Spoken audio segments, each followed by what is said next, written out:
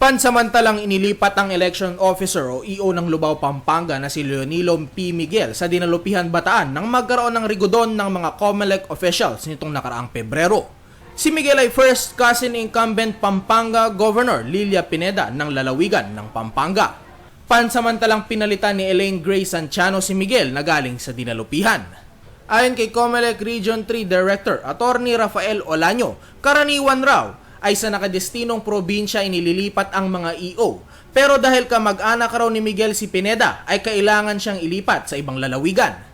Nakasaad din raw sa COMELEC NBank Resolution 9656 na kailangan ni walang kamag-anak ang mga COMELEC official sa mga lugar kung saan sila nakatalaga.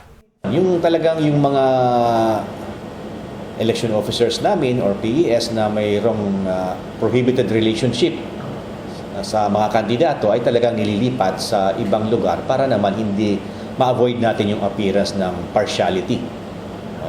Siyempre, kahit paano, they will conduct the election dun sa lugar, kailangan hindi sila related sa mga kandidato. Ayon kay Olaño, kailangan raw ay maging patas sa paningin ng mga botante ang eleksyon.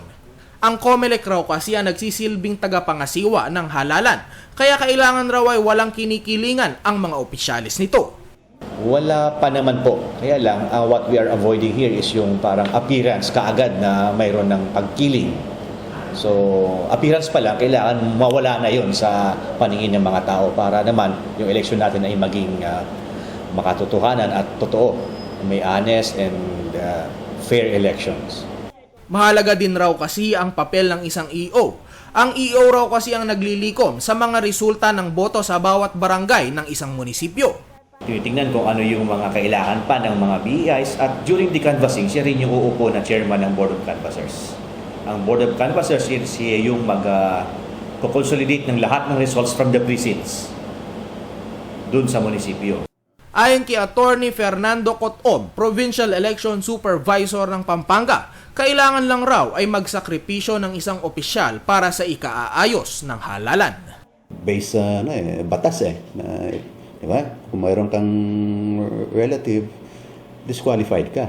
So, it's sacrifice on his part. Ganon din doon sa taga-Bataan na kapalit niya. Sacrifice. Ako po si Joshua Lansangan, alerto, alisto sa pagbabalita.